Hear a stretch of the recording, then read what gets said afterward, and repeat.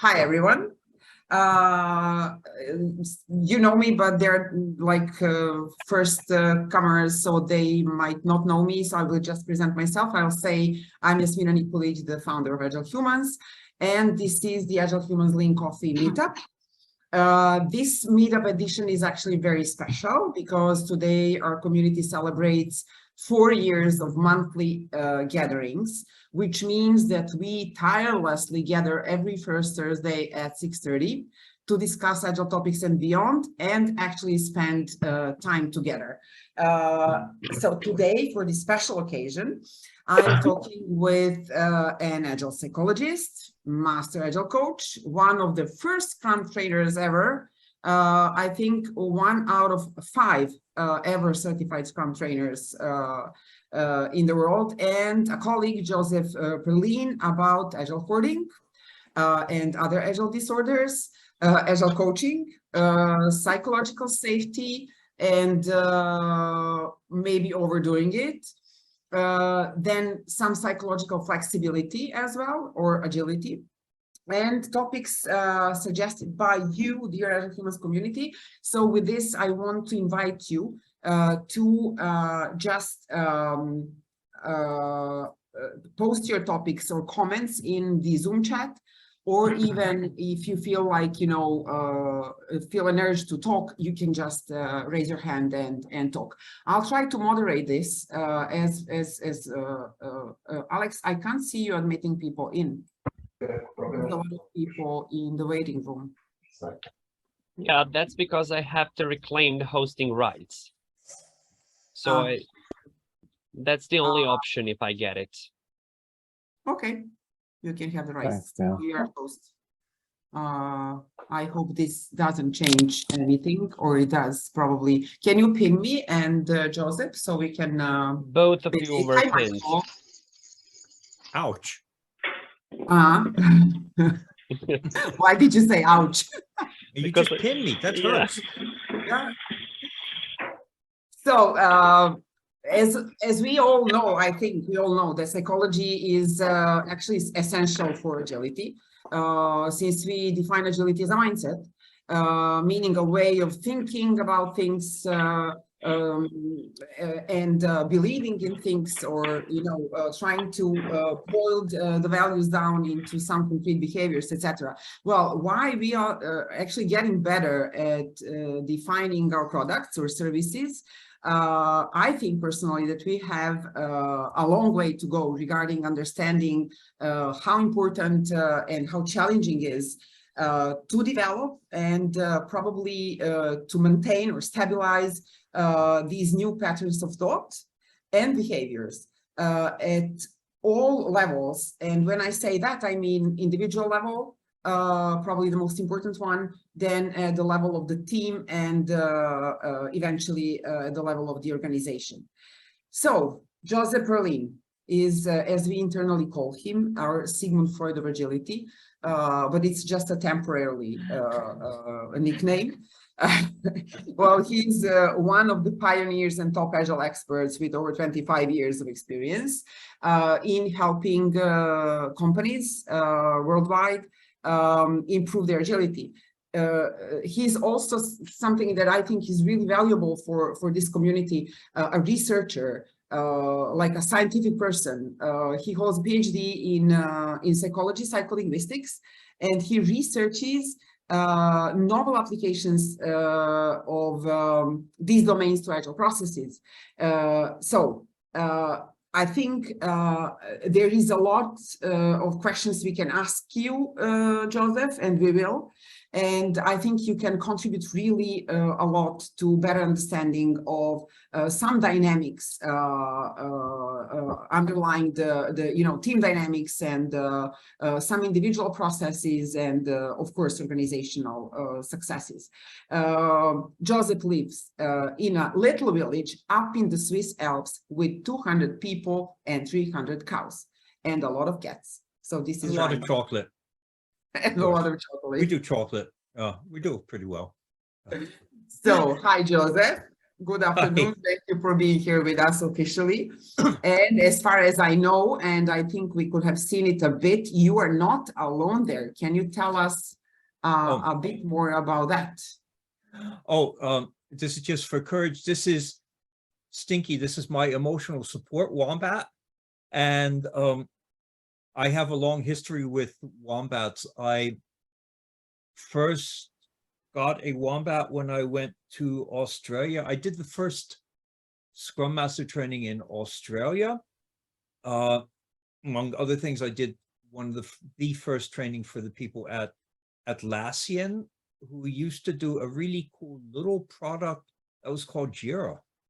It was a really cute little product management tool. It's now become sort of the Microsoft whale of product management things. But yeah, so my wife once packed Stinky into my backpack when I went off on tour for something, and ever since then he's always been with me. And when I'm not, when I'm doing something virtually, then normally he'll somehow pop up, because wombats eat carrots, and because I need this when I Zoom with my granddaughters. So you might see him pop up occasionally on the screen. So that's about my wombat. Thank you, Joseph. I think we like you a lot, but we like your passion thing there. So, are you ready? There is, Joseph is a bit provocative. I don't know if you follow him. If you don't, you will, I promise you. So my idea was to kick off this conversation of ours with a topic that would be like an anniversary meetup topic, provocative significant. Well, I follow Joseph on LinkedIn, so I know that he often challenges the agile status quo in very many ways. And before we start, actually, let's start with this question, which is a bit provocative and I think interests us all. We often differentiate between doing and being agile. So my first question would be, is it possible to do agile without being agile? So from a psycholinguistics point of view, I need to question, what do you mean by do and by be? The denotational, connotational semantics of both of these terms. What does it mean to do agile? What does it mean to be agile? Also, this even goes into the realm of philosophical. In how far am I as a person agile? Where do the boundaries of that start and stop?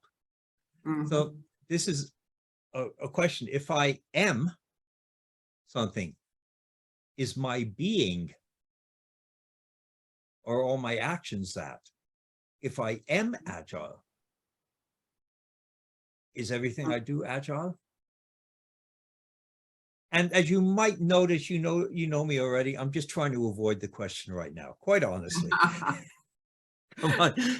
But this is actually good. You're actually helping answer it. Yeah, go on, please. But this is the thing that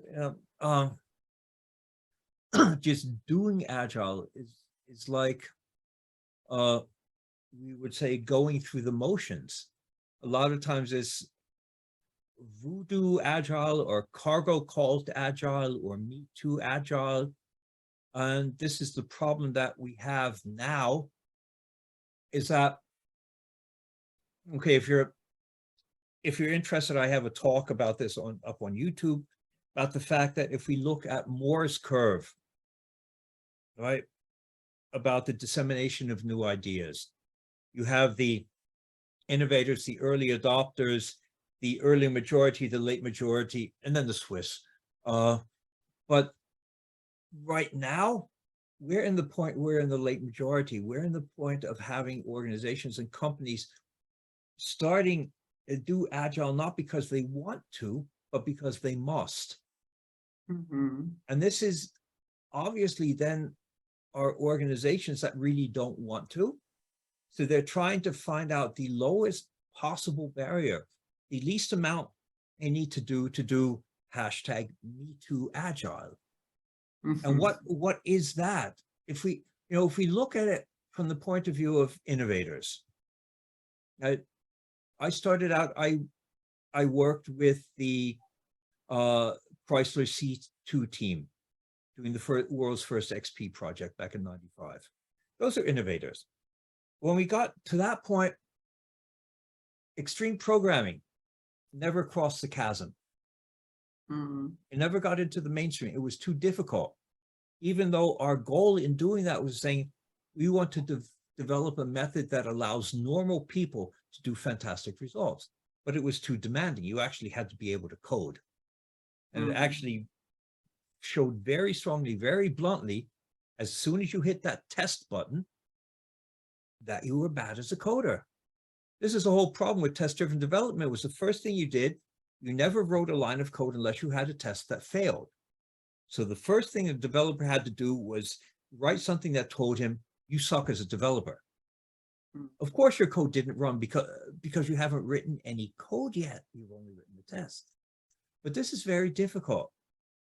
So what made it over the chasm, extreme programming, was a bunch of techniques connected, ideas connected from other methods, and some of them jumped the chasm. Continuous integration, continuous delivery, that jumped the chasm. Right? The idea of pair programming, which was questioned, has now made it into mob programming. And let's say the project management part of it, the simplest thing that could possibly work, has now become Scrum. Now, Scrum made it into the mainstream, while XP didn't. But Scrum, that's still too challenging, still too difficult for organization, because that demands you put up a mirror and you have to take an honest look at yourself, and you actually have to change things.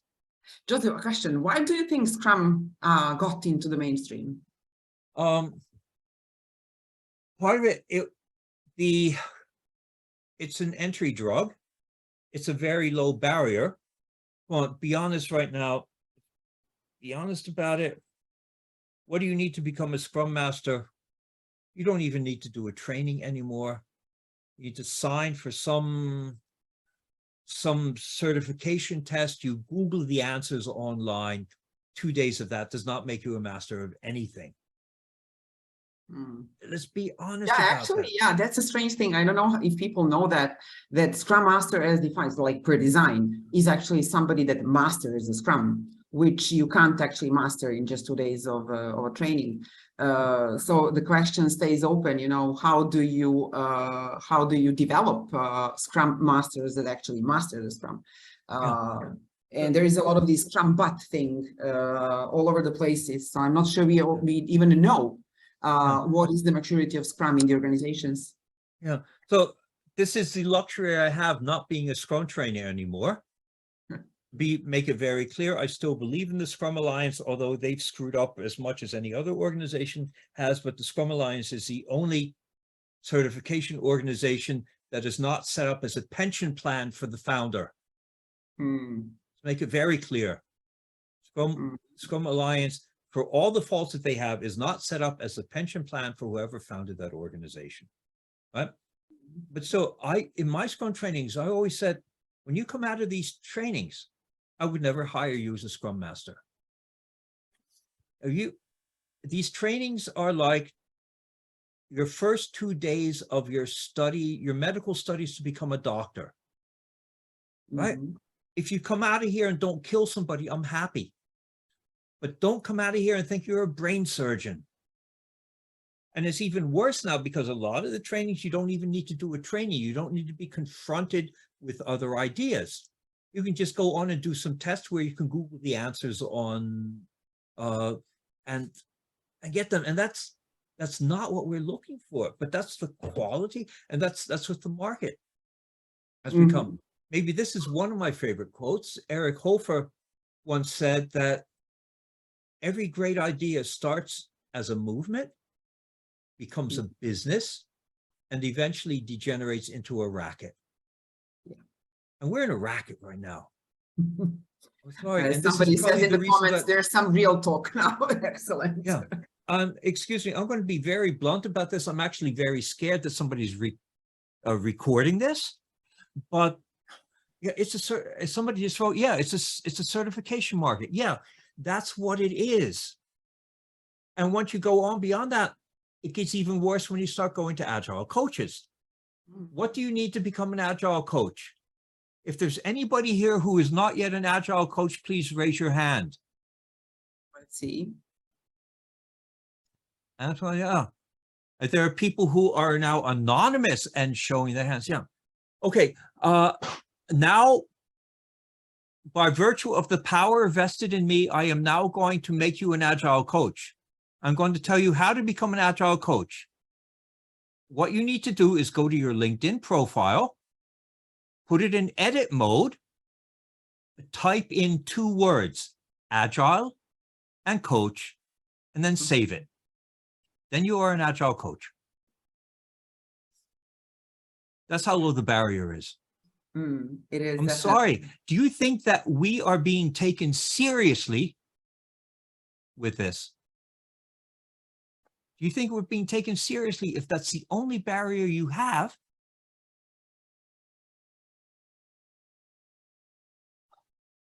I'm sorry about being critical about this, but this is our profession. And one of my goals is raising the standards of our profession. I can totally relate to what you're saying. Actually, it's very complicated. I come from a different background, from the higher education background, where everything, was like super long career paths, and then you have these study programs. And I know that here with us today is Carl Royal from the UK, also coming from the same background from higher education. And what bugs us all the time is, higher education is something super long, like something that doesn't really produce any value anymore for the people going through that, because it takes a long time, there's no testing. But on the other hand, the agility per se, the things we train people to, is super short. So what is the in-between thing? We need to think about how do we restructure learning around agility. I think so. I think this is,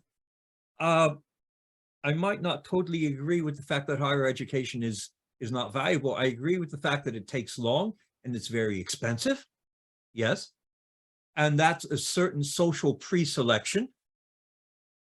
Certain people have the opportunity to do that for certain reasons that often have to deal with money and family and stuff like that. Others don't have the opportunity to deal with that. But I think anybody in their right mind should recognize that somebody who just went through 2 days of a training, or not even that, and just did an online exam. And I don't care if one organization says, yes, our exam is more difficult than some other organization's exam. All that proves when you pass that is that you can pass an exam. And any of us who has been to school, maybe to university, knows how to study and pass exams, especially if you have the sample questions. I have a good friend who happens to be a PSM grade 3 or whatever that is, who, as I must say, that they are very smart about this stuff, but they told me, look, I have my PhD. I know how to study. I went online, I found the answers, I did the test, and I have it. Thank God they happen to be smart about this stuff. They told me, look, when I did the test, I really didn't know anything about Scrum. All I did, passing the test, just showed me that I was able to pass the test. Yeah. And that's the issue that we have. And maybe that's one of the reasons why one of the reasons I decided to sort of retire from being a Scrum trainer. I still can do some trainings, but it's actually not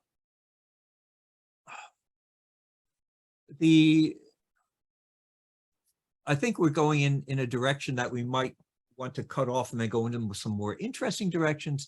But the fact that the training market is now going to the ground. There were times when at the beginning where having a Scrum trainer license was a license to print money, where I have colleagues who earned $1 million or more a year in whatever currency. Not me. I was very bad at marketing myself, but there are others who do that. but the fact that the Scrum Alliance then went and said, yeah, look, COVID, pandemic, lockdown, you can now do virtual courses. Next day, some training organization in some other country spam the internet with 500 trainings for like $200. The training market is empty. And why? And also what's happened is that the training market has also moved along Moore's curve, not from people who really want to learn this, but from people who do it because they must, and they're looking for the simplest entry. This is the problem that they have. But there's a question from Carl. Maybe we can just incorporate it here. How do we make it more of an education rather than training? I mean, does it make sense? I think that's a really good question. But once again, looking at this from the point of view of being not a medical doctor, but a psychologist, psychotherapist, you don't get through that by doing some online test. You get to do that by studying for years, by getting practice and proving your practice and your experience. And my wife's a psychotherapist. She's now retired, but actually she's back working again because still the pandemic is causing a lot of mental health stress, especially among medical personnel. And that's why the two of us for the past couple of years have been mostly just doing pro bono counseling and therapy for medical personnel. But Itam, getting back to the topic, I know every couple of years she had to actually do recertification, requalification, to actually do case studies and reports to prove that she was still working, she was still learning. And in any of these case studies and reports she had to put in what went wrong and what she learned from it. A personal retrospective. And it's funny, a couple months ago, my wife and I went to, I don't know if you've ever heard of the fuck up nights. Yeah. Yeah. There was a fuck up night in the local city where people who had businesses came in and essentially presented how they screwed up and what they learned from it. And I would really love to see a fuck up night sponsored by Accenture, McKinsey, companies like that, or how many other consulting companies. Yeah. I'm quite happy to say where I screwed up and what I learned from it. Oh, yeah. But actually, just thinking about that, just an anecdote from many, many years ago, back in the late 1990s. This is when I worked as Kent's assistant. It was after Chrysler was finished. And the work that we did was mainly in the programming language Smalltalk. That's the language that the Chrysler C3 project worked on. That was the language that Kent and I worked on. And I was invited to do a talk at a conference called Smalltalk Solutions, which was the world conference for that programming language. And I was working on it. I talked with Kent about it, and he said, you have to put a slide in there, how I screwed up. And it was funny. I said, no, I can't admit that I made a mistake. And Kent said, trust me, do it. So I put in a slide there on how I screwed up. And I got in front of this room with hundreds of people, brought up this slide, how I screwed up, and people started laughing. But then they started putting up their hands and people were saying, oh, you think that's bad? I'll tell you what I did.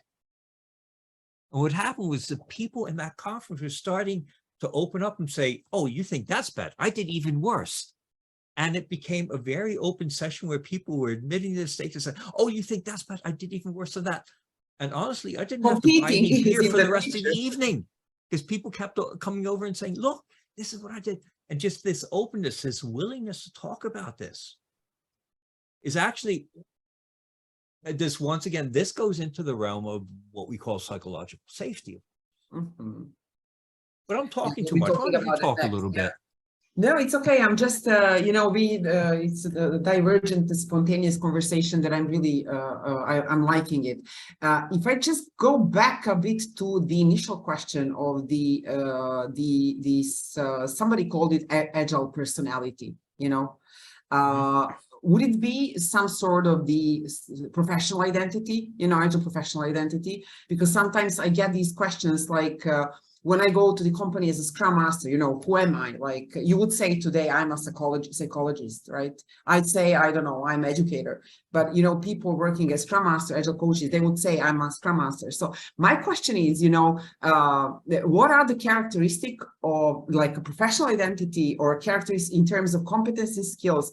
Is there anything in literature that you're researching? Is there anything that we can like grab and learn from there? Like, you know, these agile personality, does that exist? Does it make sense to talk about it? I don't know. Is this, you know, for me as a psychologist, when you ask that, I immediately start thinking, okay, are there 5-factor traits? Are there other personality traits that might map to someone being a better coach or not? I've never done any research into that. Honestly, I don't know of any research that's been done into that. I know. Sorry, go on. Yeah, I know the type of people who I mentor, and I know what resonates between us, and probably the reason that we chose each other. And my proteges, I feel honored to have worked with the people I've worked with. But one of the things that they have is, if we start looking at the big 5 traits, right? Openness to experience. They're very open to experience. Extroversion, introversion, they tend to be a bit more introverted. They tend to think a lot more. They tend to be relatively high in agreeableness, relatively low in neuroticism, but relatively high in conscientiousness. So that would be a rough. Yeah, thank you for that. Okay. That's really, really useful. Yeah. You know, we also get questions from human resources departments when they hire people. Now they, you know, there's more maturity, obviously, because they think about, you know, what are the competencies to look at, what is the cultural model, etc. You know, I think like the senior agile coaches, we should help there too.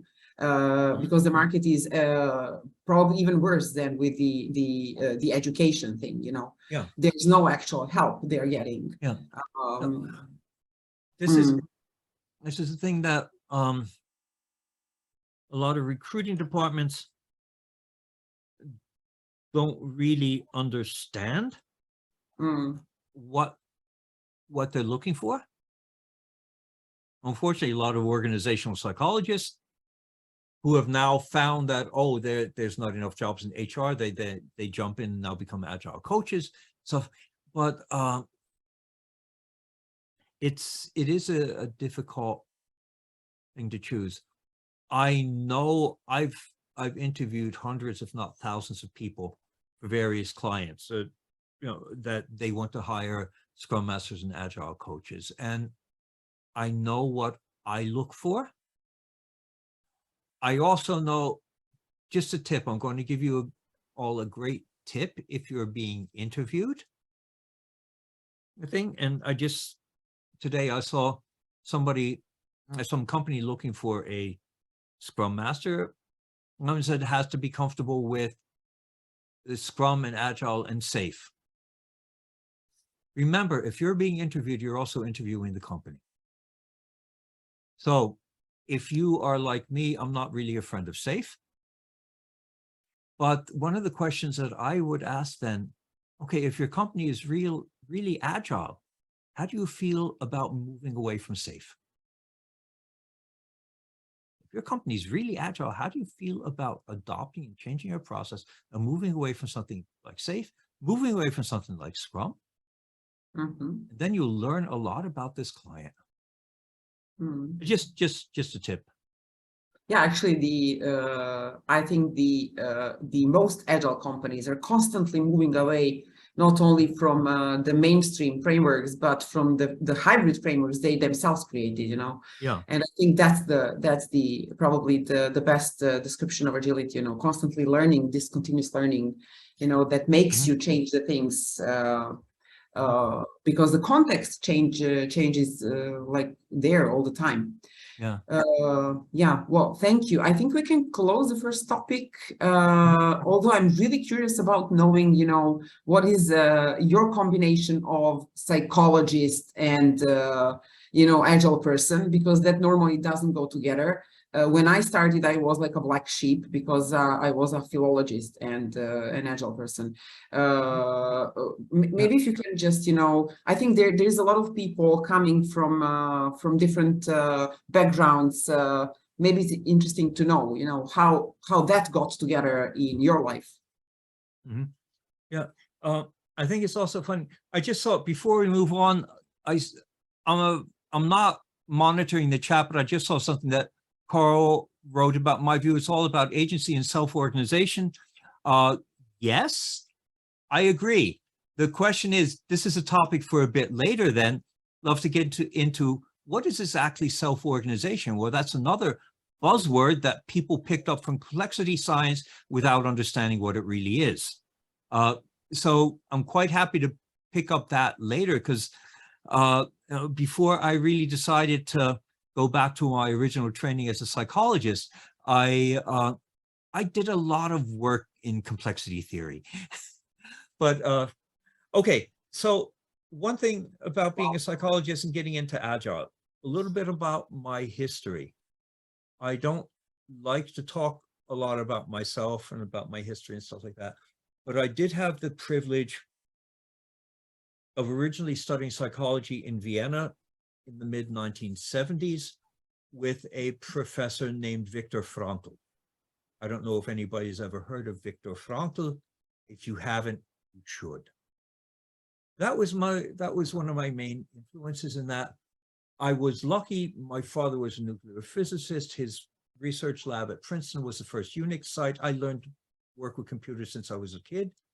And I got into this whole thing. I got hired once by an insurance company that was looking for a psychologist who could program computers in the mid-1980s, because they were doing their first research in expert systems, so artificial intelligence, expert systems, neural networks, simulated meaning, all the stuff back then.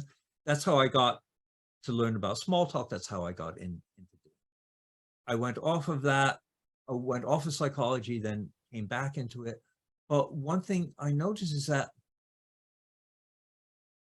I don't like to put some differentiators in here, but there are different directions in psychology. For me, the three main directions in psychology are clinical psychology, cognitive psychology, and forensic psychology. Okay? Those are the three main hardcore directions in psychology, where things like psycholinguistics and psychometrics also play a part in them. Other than that, social psychology, organizational psychology, and now behavioral economics, which likes to call itself business psychology. What I've noticed is that most of the people coming into the Agile space and calling themselves coaches and Agile psychologists and things like that tend to be people who come from either business psychologists or IO, organizational psychologists. I know of very few people who've done the rigorous training in cognitive forensic or clinical psychology.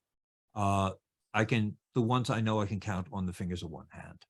There's a chap up in the Netherlands, Christian Verwijs, who is writing some very interesting, very good things on his Scrum website. And he's one of the few I know who's actually been doing this. But what I find is that I went through starting out doing technical stuff, being a small talk guru, if you want to call it that, and then realizing that small talk became less popular as Java became more popular, and I really didn't want to program in Java, so I ended up moving over to more to process, and that's how I got into Scrum. But then I realized that two things influenced my choice to go back into psychology. One was I met my wife, who is a psychologist, who said, look, your passion is people, really realizing that it's a people problem, and technical problems, Turing complete, bounded in any solution space. People problems, those are the more fascinating ones, and we still haven't solved them. The other was the fact that, I'm going to say this very directly, maybe I shouldn't say it because it's being recorded, but there's so much bullshit. There's so much bullshit that's been said by people in the Agile space. And I found out that my bullshit meter is very sensitive. And that was the reason for me to go into forensic psychology, into lie detection. Oh, wow.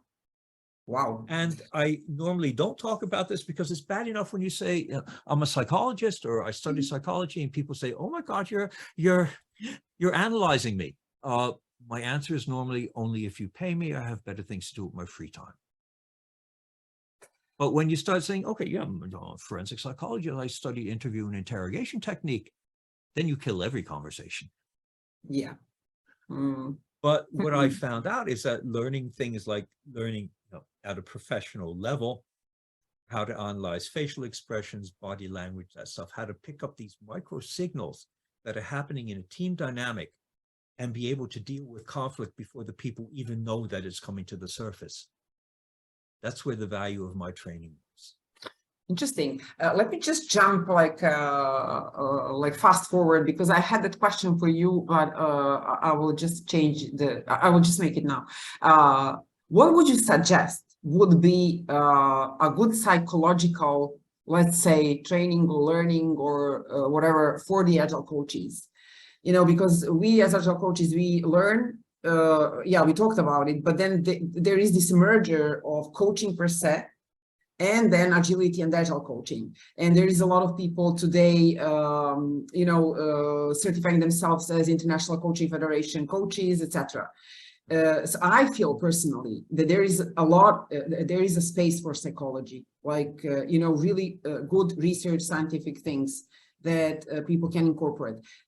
When you say that you can, read into people's faces and, watch for the behavior and body movements, etc. So actually, that's what people need, the Agile coaches, a lot of times, many times. Look, this is a university study. This takes many years to do.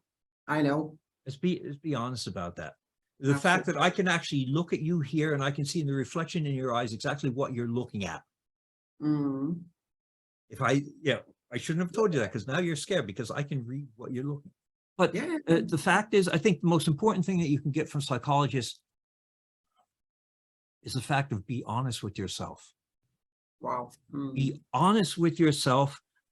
One of the most important things about being a professional is being honest about the levels of your professional competence.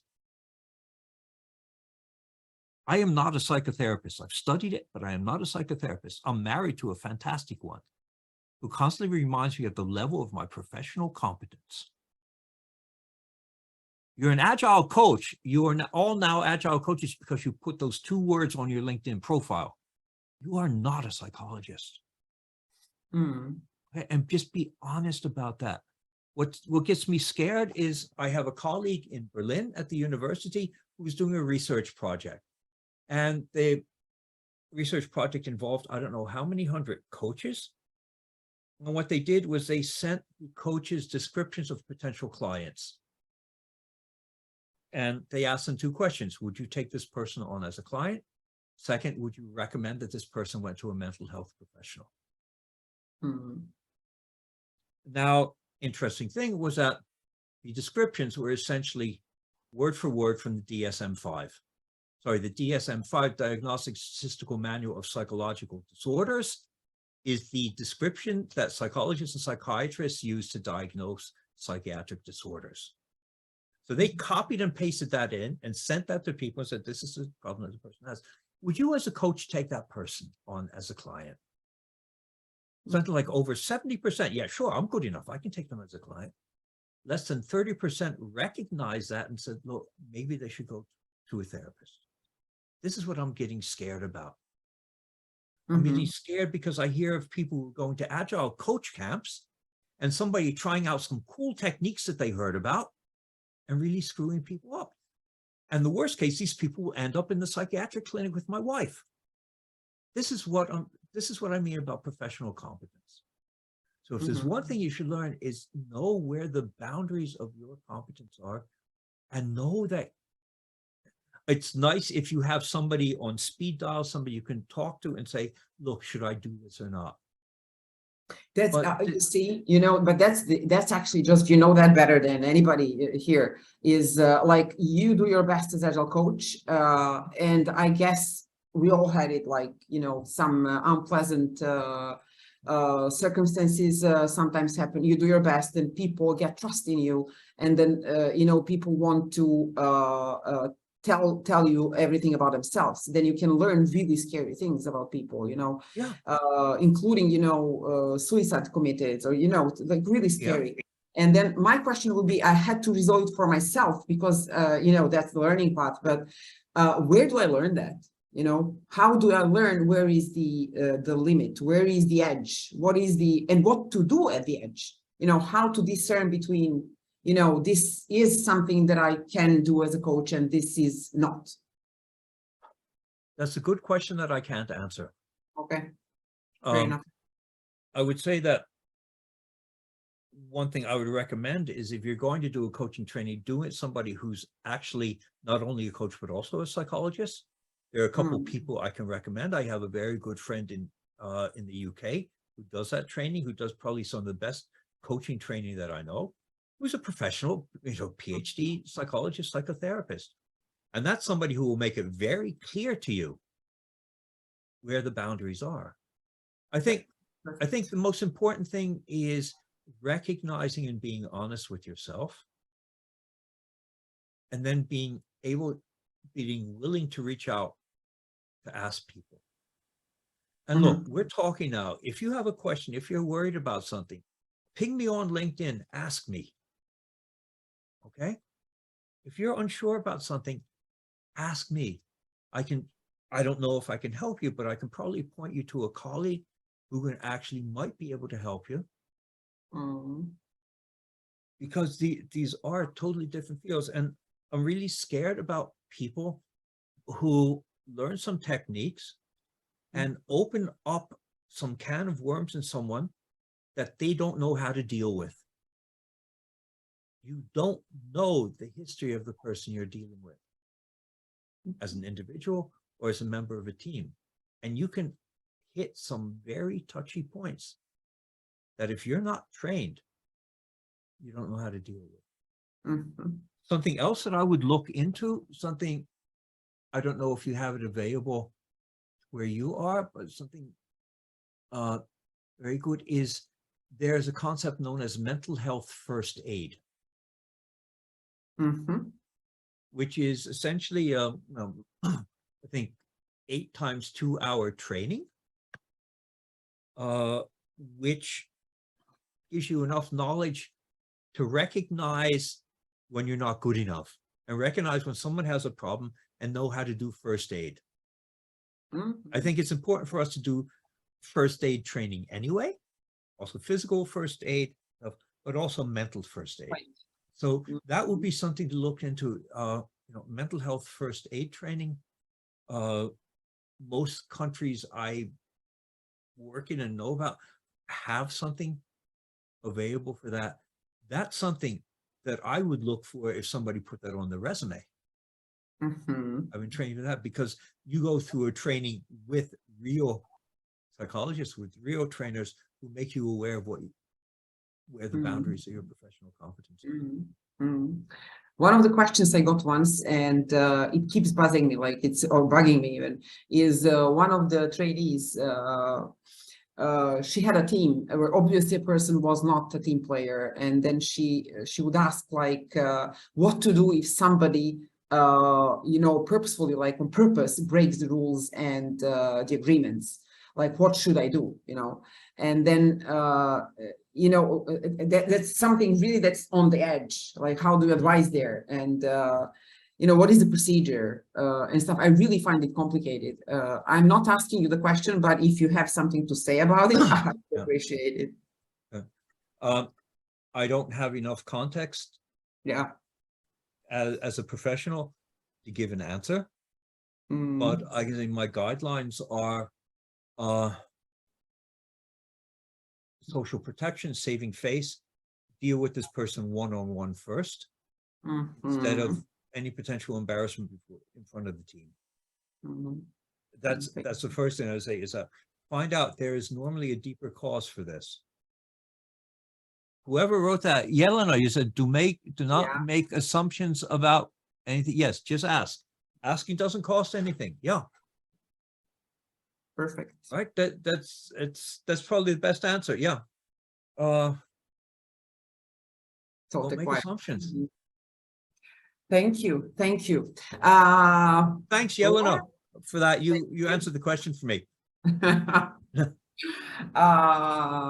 Let's move on to this, psychological safety hype that you lately are writing a lot about. And okay, we all know that companies are paying a lot of attention to the concept and the implementation of psychological safety. I don't know, maybe you can raise your hand if you are in the middle of something like that, or you have been through that, just to have a sense of how important the topic is to you, because companies do a lot of trainings and try to implement it.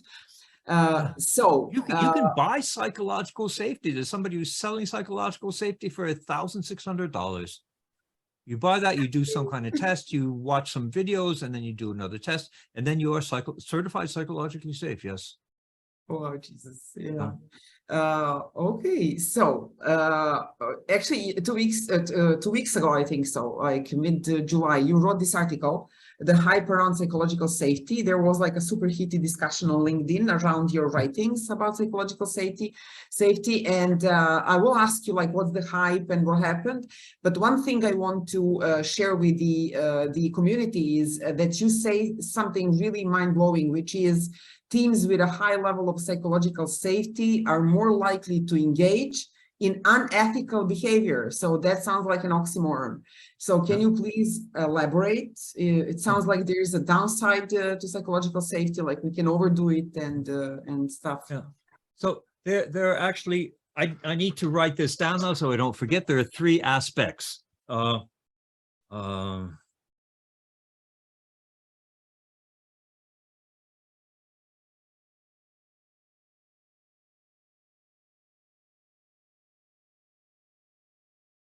And okay, there are 3 possible aspects here. One, okay, it's the fact that if you've read my writing and my research, which is based on other serious research, psychological safety alone is not enough. Yep. It's a necessary but not sufficient precondition. What you need, the other 2 elements are cognitive diversity and empathy. Right? So if you have psychological safety, you feel comfortable saying something, you have empathy with your colleagues, but you have no diversity in thinking. You have this groupthink. This is something that will lead to things like the Enron financial scandal, because everybody's doing it.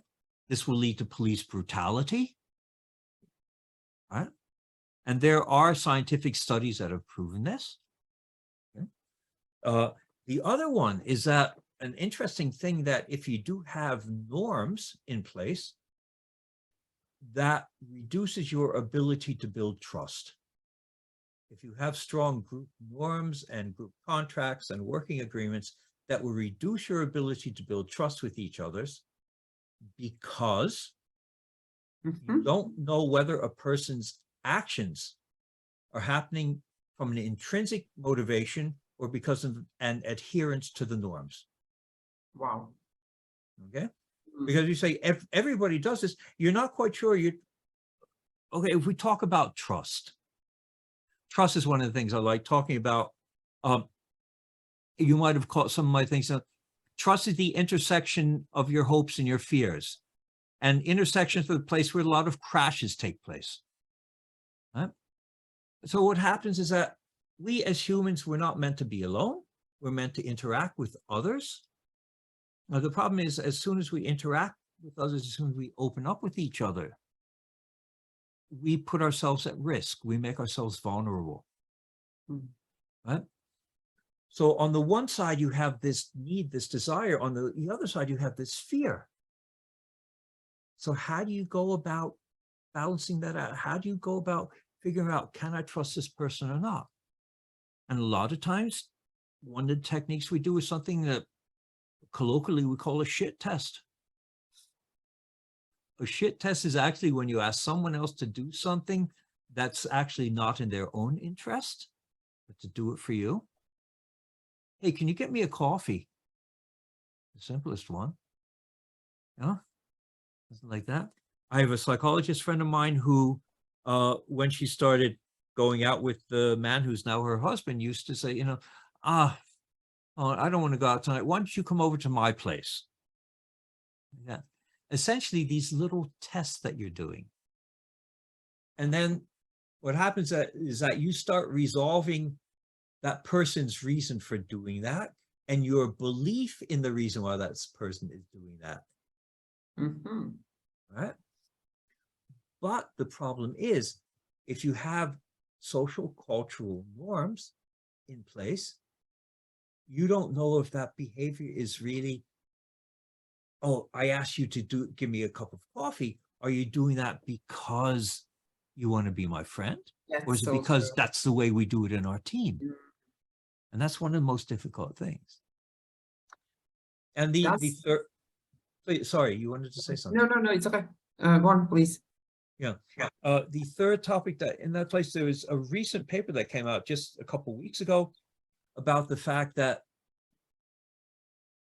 the higher level your norms are, the more people will break them, or the stronger they will break them.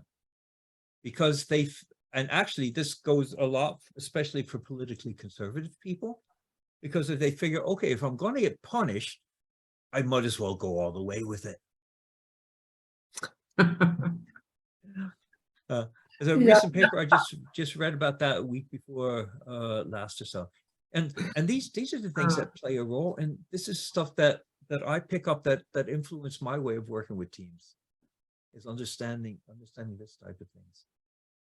I've always seen this in the Agile Manifesto, the third pair of values, these customer collaboration over contract negotiation, as this interplay between, building up the trust culture and the contract culture. So it resonates a lot. Some of the companies I worked with, they learned how to integrate the trust culture into their contracts. So they talk about, how do we collaborate here and what do we do when things go like off the rails. But there is still this notion of punishment. If I break it, so I get punished, and then people act out of fear or the risk, to be seen as rule breakers. So would it be possible actually to work without norms? Norms will always be there. Norms and values are always there. This is the thing. There are spoken and written norms, and then there are lived norms and values. And Dave Snowden once said, as soon as you write your values down, you lose them, because you teach people the language of power and teach them how to game the system. And you think about it, every company has their written values. That's in their mission statement, things like that. And it's about, yes, our team and stuff like that. But then the lived values, those are ones that are in the stories. The stories are, right, we are a team. Everybody helps in the team. But that story about the one chap who spent all weekend alone getting the server up again, right? And that's where the difference, you need to get to the narrative. You need to get the basics of that and start picking up what are actually the lived values and norms and what are the spoken ones, because they're never the same. Yeah. Thank you. I have one more question there about, I'd call it like the feedback hype. There is a lot of feedback training as well. You can buy feedback as well, I think, giving it, asking for it, and it gets also finds its place in all of these mission and principle statements of the companies. So what do you think about feedback, and how does it relate to psychological safety? One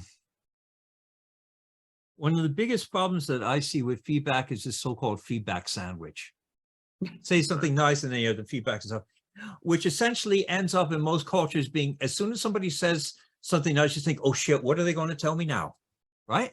Exactly. Be honest about it. That's so true. It's like the formula. Yeah.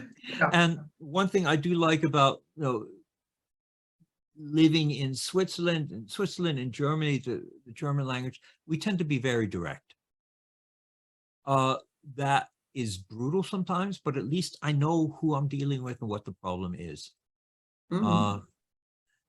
Otherwise, you need to learn the meta language. So British understatement is great once you learn it. Before that, there's actually translations online of what someone says and what they actually mean. At least in Germany, that Germany, if somebody says that sucks, and actually, it sucks. Okay, I can deal with that. But yeah, I think feedback obviously is very important. It's the only way to reconcile. In Germany, we say Selbstbild and Fremdbild. The view you have of yourself and the view that others have of you. Yeah. And you need that, and this reconciliation process is often painful because you view yourself differently than others view you. And you need to have this, this input of how do I appear, how do I work on others? What's my effect on them? Bias. Otherwise, you're just so self-focused and self-centered.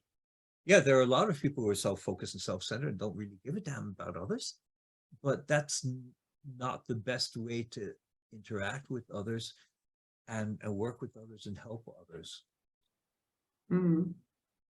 There's a lot of blind spots there, so people can't even ask for feedback on some topics because they don't see the angle.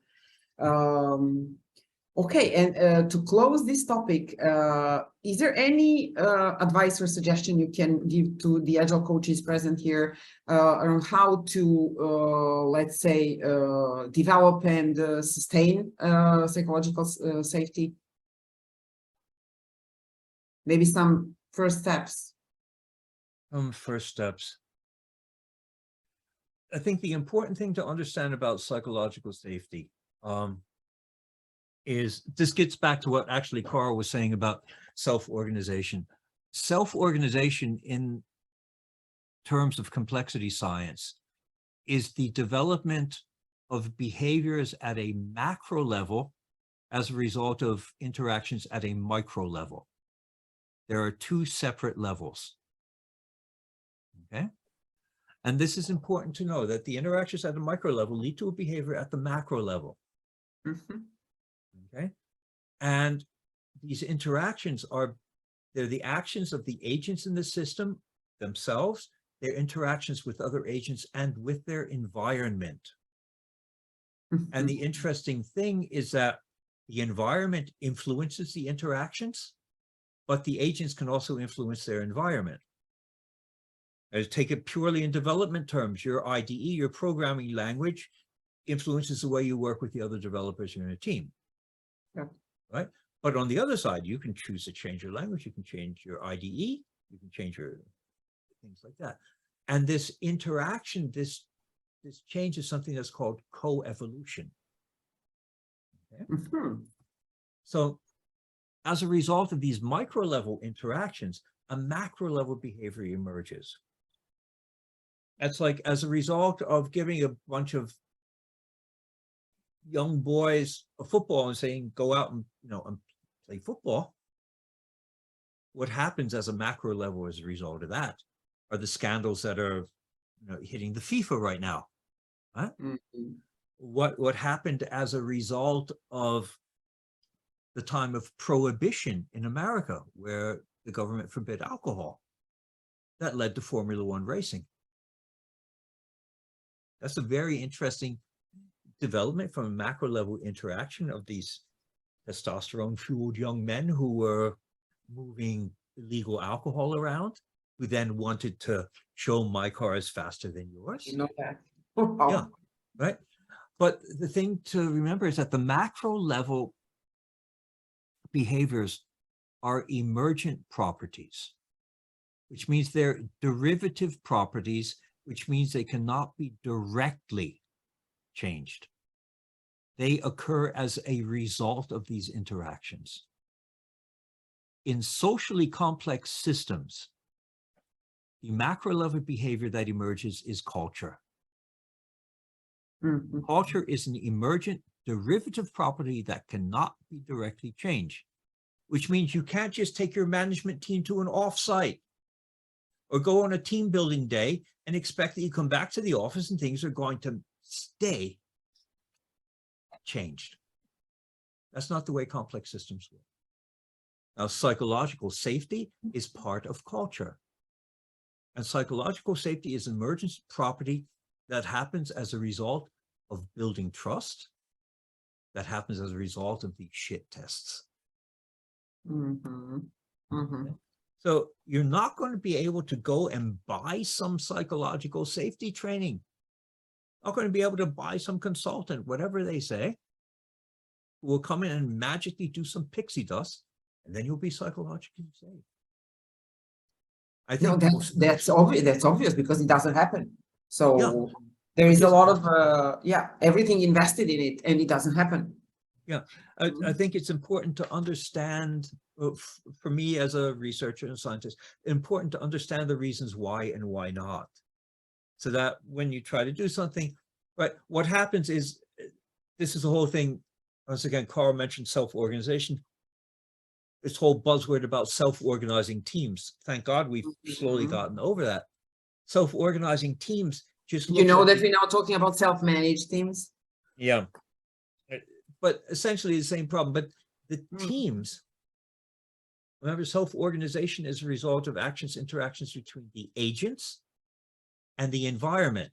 If you're looking at only at the agents, at the team, and ignoring the environment, and things will happen. This is what you call unintended consequences.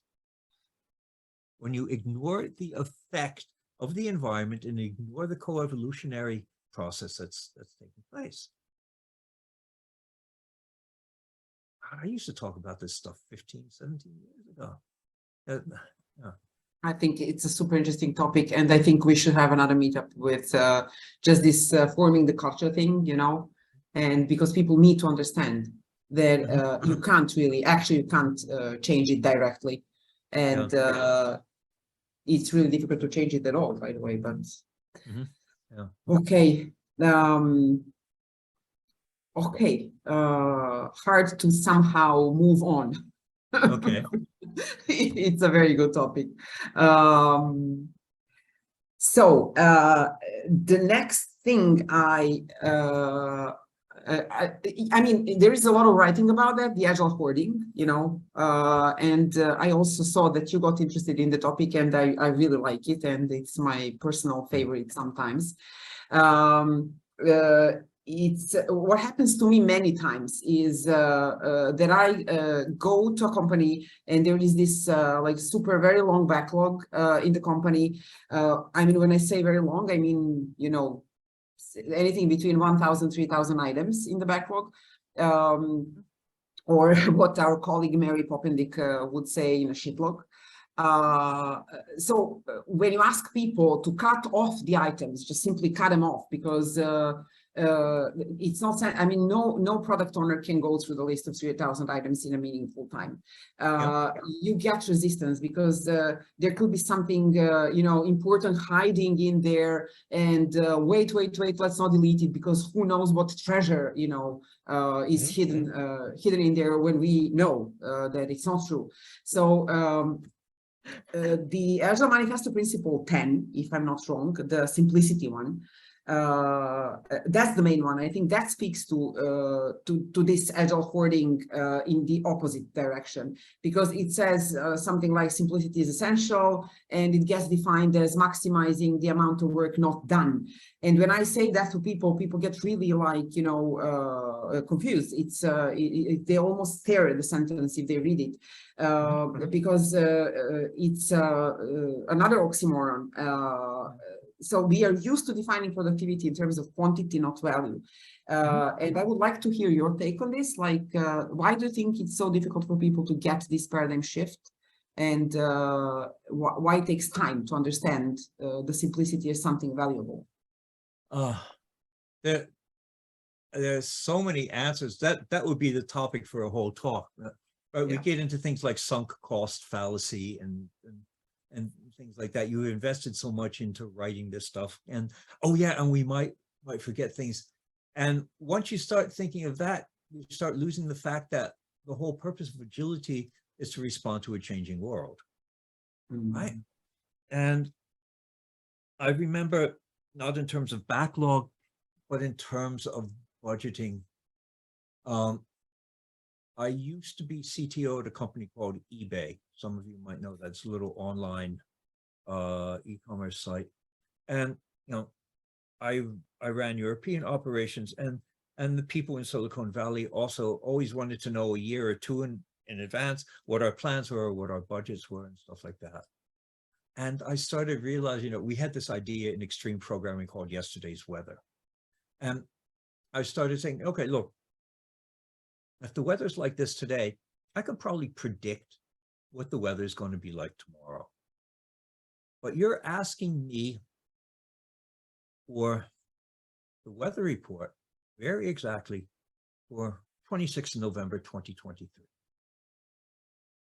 And let's be honest, there is no supercomputing power in the world that can predict that.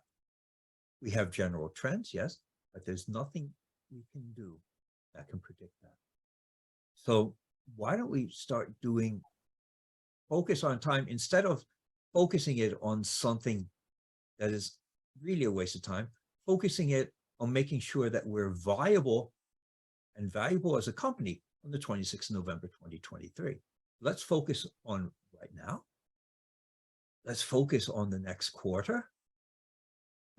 Because if we're doing our job right, we will be changing the world in the next quarter.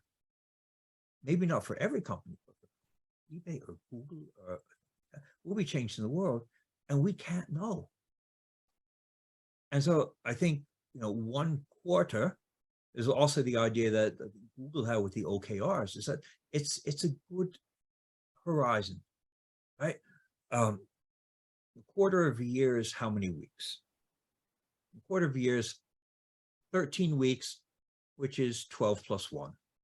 Okay, it's 11 plus 2 and 10 plus 3. So, but it's 12 plus 1. And 12 you can divide into 1 week, 2 week, 3 week, or 4 week sprints. At the end of every quarter, you have a week left over. Great.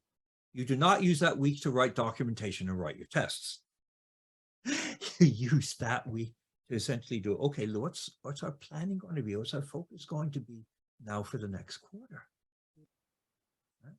And that's where I see that makes sense. And having a backlog that will fill a quarter, it seems to be a reasonable amount of time for the risk and the effort involved in filling that backlog and the risk of that stuff being irrelevant at the end of the quarter. Mm-hmm. You know, at that time, I used to have one-on-ones with my direct reports once a quarter, because why does it make sense to put any goals up for a year and stuff when you don't know if that field of business is actually going to be there in half a year? Mm-hmm. This is really the agile way of saying, how can we approach this and be able to switch fast, because this is what agility is about, is being able to change quickly to respond to changes in the world around us. Thank So you. that's just my Yeah, it's a short but very good answer. I mean, yeah, somehow we have to learn, to ask ourselves this question differently, you know, like by waking up in the morning and saying, hey, out of these like 25 items, which are the items I don't have to do, not what I need to do, just to give the permission, you know, to get rid of stuff that we won't be punished for, maybe, you know, stuff like that. Okay, we don't have much time left. We have just 15 minutes. So are you ready for some fire questions? Okay, let's try it. Before we go into closing, so I did prepare some. So your quote of the day. Quote of the day. Okay, well, the one quote is one from Eric Hofer. Every great cause starts as a movement, becomes a business, and eventually degenerates into a racket. The other quote that I live by is from Deming. Okay. Without data, you're just another person with an opinion. And this is something that you'll see me write these two quotes on LinkedIn a lot of times. And this is something that really, you know, got me into forensic psychology. You have people who should know better, like Schraber and Sutherland, saying, you know, quoting, okay, 70% of Scrum projects are not done right. I say, okay, as a psychologist, okay, 70%. Now, I would like to see your sample size. I would like to see, is there any, you know, statistical bias in that? How did you actually do this sampling? What's your standard deviation on this? What's Scrum? Yeah, and there's nothing. It just like this. So this is the thing. And a lot of the work I've done has been on trying to quantify things like team interactions. Up on my LinkedIn channel, I have a video of one of my talks. It's called Data, Not Opinions, which is actually where I have a method that I can go in and do analysis of teams and find out where things are breaking. Because one of the questions I always ask is, what does a team actually do? And, you know, I look at the results on Mentimeter and stuff like that and say, well, a team delivers value. A team does what their manager tells them to, and a team delivers together. Yes, but these aren't things that are quantifiable and actionable. There are actually other things I do at a micro level that give the macro level effect. And you can analyze them and you can work on changing them. So, but that went off a little bit of drift. But if you don't have data, you're just another person with an opinion. I'm a quantitative researcher. I totally agree. Like, totally, absolutely agree. Like, science is a thing for me. Your favorite Agile principle?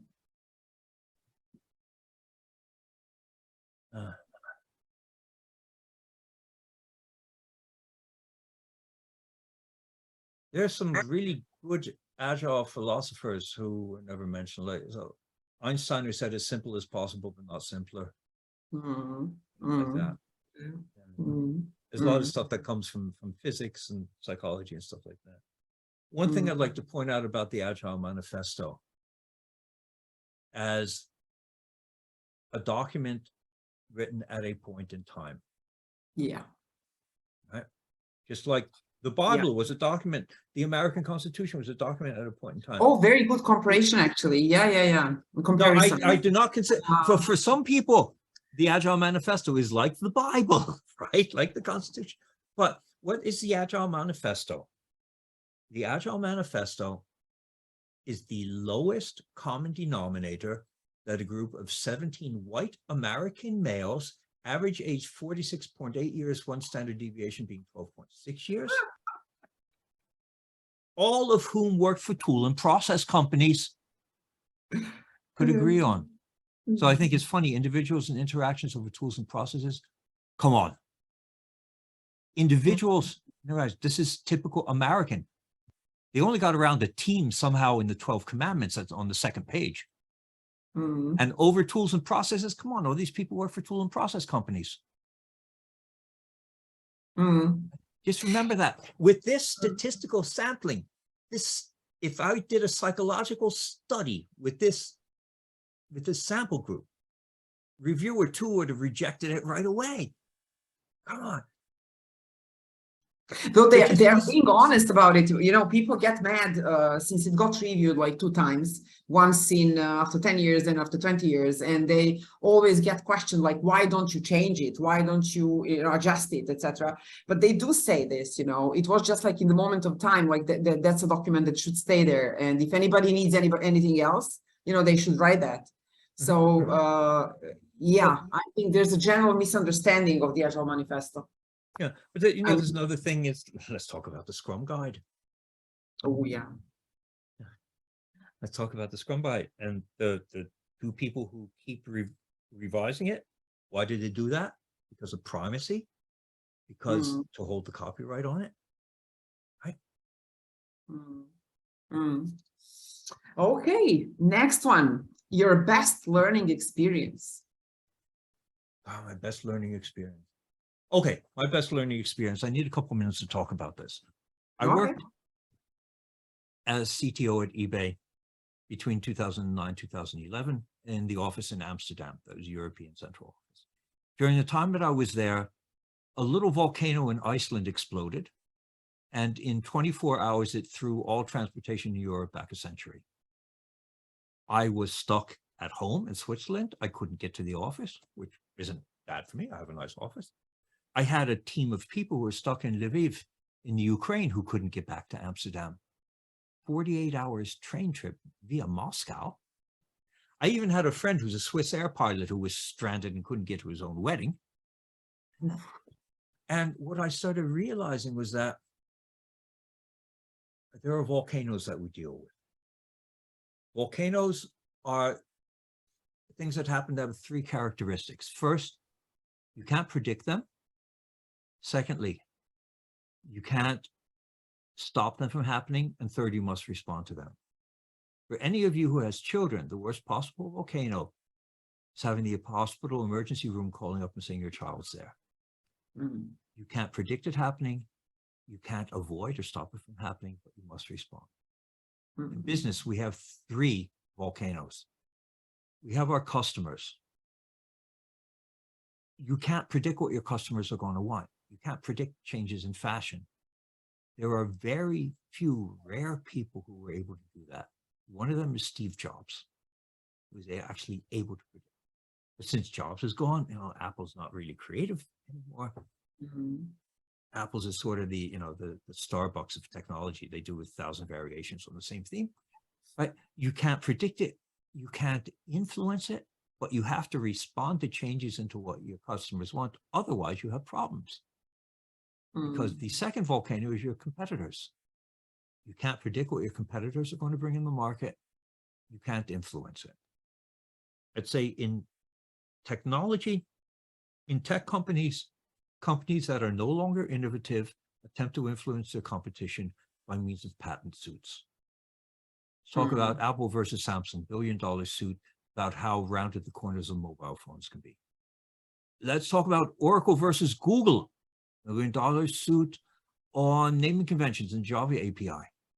Companies that are no longer really technologically innovative try to stifle the competition because through patents, right? Yeah, totally agree. The third volcano, external influences, which actually I used to think started off being, you know, changes in APIs or changes in laws and regulations, but we're still in the middle of the biggest volcano we've ever had, which is COVID, right? And we couldn't predict it happening. We couldn't avoid it. We had to respond to it. My definition of Agile is the ability to respond quickly, efficiently, and effectively to volcanoes. And my biggest learning experience being at the head of eBay, a company where every second offline could lead to a loss of up to 10,000 euros per second, was saying that, am I willing to risk my ass? Am I willing to risk the name and reputation of the company doing something because Scrum says? No. That was the biggest learning experience I've had in my career. Thank you so much for sharing. It's a huge experience, huge learning, even by telling the story. Book recommendation. Book recommendation. Oh God. I have a library that's 2 stories tall. Book recommendation. Let me just. Okay. I'm just going to grab two from my bookshelf. Okay.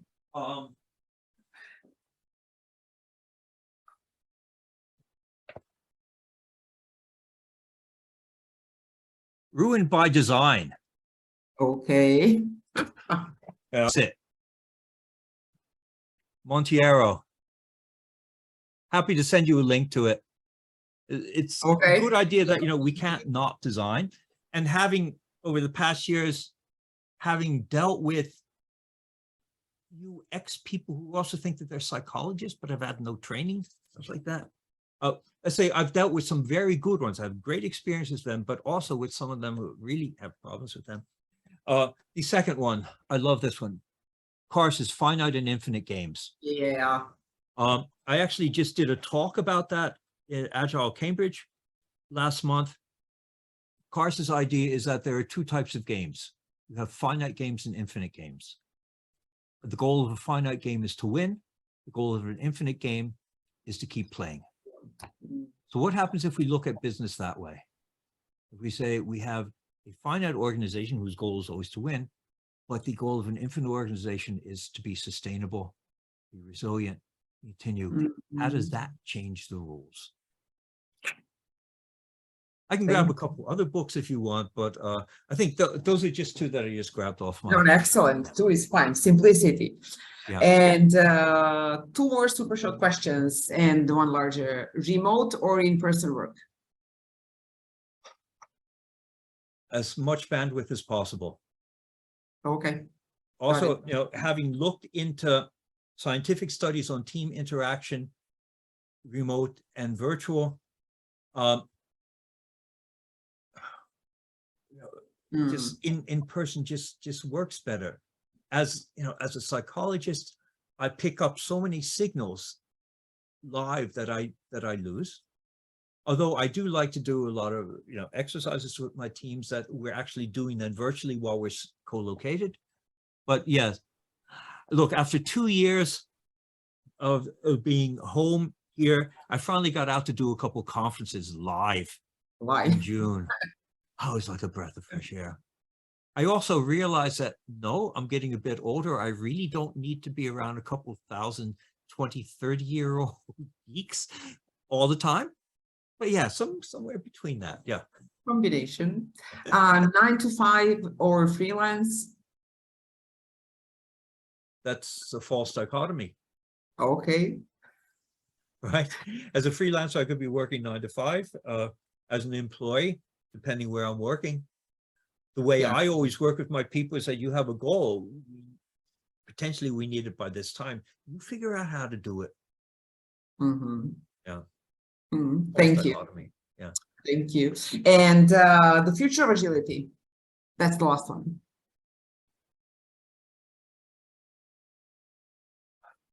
That's a tough one. I know. Sometimes I think we're just going downhill from here. I think the future will be pushed by a number of forces. One force will be the computer press, popular media, who always need the next big thing.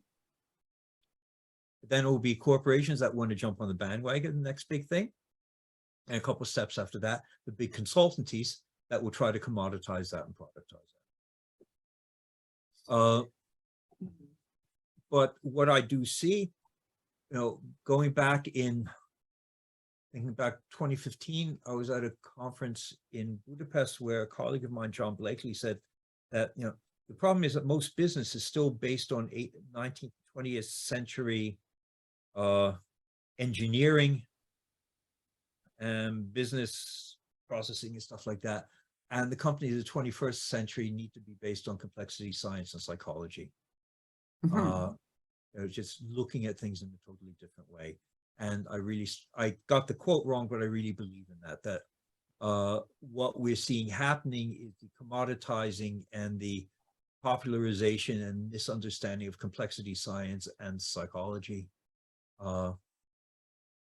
that's a negative consequence of this, but I think is, going more in direction of understanding people and understanding complex systems. I think that's the next step to go. Thank you. Thank you.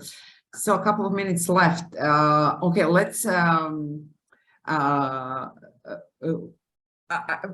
one thing I really would like you to explain to us, and with this I will ask you one more question, is I saw at your LinkedIn tagline that you say that you help people thrive and survive, and of course I'm more interested in the surviving part. Like, what will be the surviving procedure? What is it like working with you as an agile coach or psychological agility coach? How does it look like? And then finally, are you available for coaching? I think people would like to know that, since we are always on the search of, good coaches. I do not like to label myself as a coach. Okay. Because of the stigma attached to this, because there are no requirements to label yourself as a coach. I work with people, I work with teams. Two things I'm working on right now. I am trying to put together a masterclass. Oh, wow. Of just, okay, you might not want to be me, probably not, but there are a couple of things that I picked up over the decades that have helped me, that I think that, or at least the people I work with, have found to be very valuable. I'm looking at working like that. And another thing I do workshops and occasional trainings. And this is something, if you're interested, we could look in, for Agile Humans, for me doing a 1 or 2 day workshop on things like, what are these quantitative techniques that I use to find out at a very precise micro level where the problems are in teams and how to deal with them. How does this stuff work in complexity theory? What can I do? How can I change the environment to change the way teams work? I think we all need that, Actually, I find I have to say, I find it amazing, the combination of your experience and your backgrounds. I think it's really super unique. And I think the community also, people that are like listening to, they share the same or the similar feeling. So as I told you, I'd be more than happy, to have you more around us and to have you on board, because I really, really think, me myself included, at some point, I don't know, there is a lot of people that did training with me here present. At some point, you get to the ceiling, like what's next for me? I do have a lot of experience. I've been around like for 20 years. So where do I learn next? What's my educational path?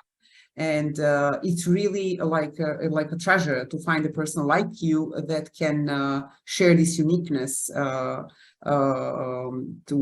the community. So thank you so much for accepting the invitation. We wanted something very special for this occasion, like it's the 48th meetup.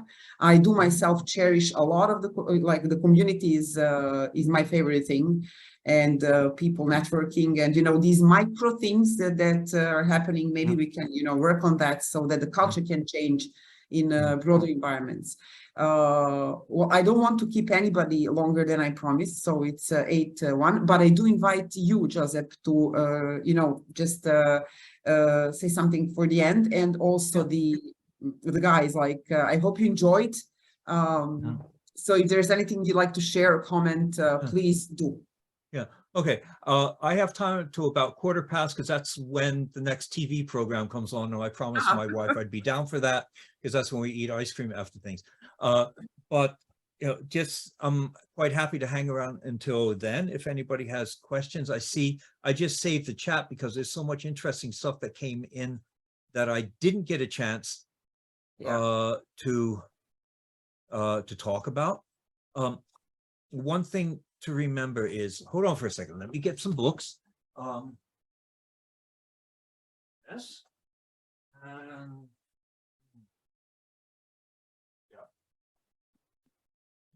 Two more books. Well, you can't read this because it doesn't have a title on it, but this is from a gentleman named Kurt Levin, who's known as the father of social psychology. And Levin is famous for a number of things. one of the most important things is something that's known as the Levin equation, which essentially says the behavior of a person is a function of the person and their environment. Now, saying this says that there are two knobs that you can turn to change a person's behavior. You can either change the environment, and that will force a change in the person. Remember this complexity theory thing? Or you can actually work on the person yourself. Okay. Now, Clovis Shepard, in his book on small group theory, proved that the same theory for individuals applies to teams. You can change the behavior of a team by changing the people in the team or changing the environment, which will cause them to change as a reaction to it. Mm. And this is a technique.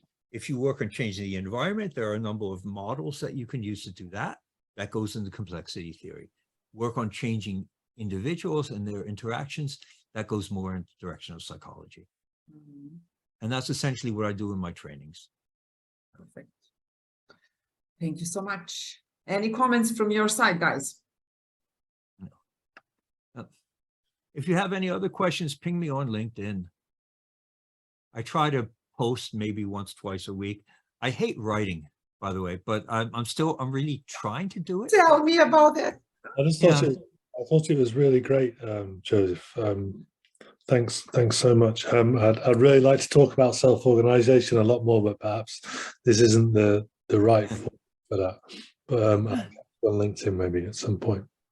Happy to. I can send you also a couple of the papers that really influenced my thinking on it, especially on the multi-level model of it. Yeah, I'm interested in what you said about the context as well. So, interesting. Yeah.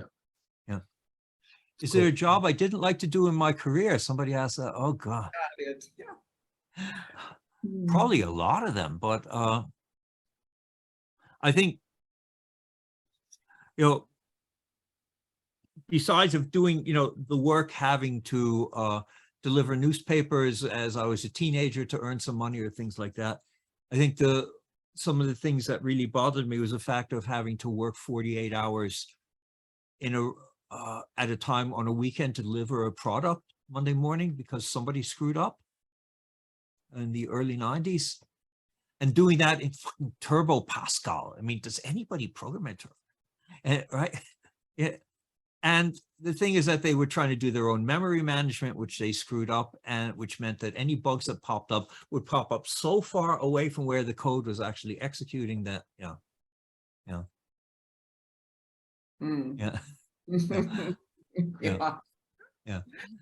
Just one thing, maybe we can gather the links and the books you shared and send it to the community with the video recording. Okay, so guys, I saw Yellen asking for the papers on self-organization. So we will. Yellen, ping me on LinkedIn, and I'll see what I can do. Okay, I'll put some things together.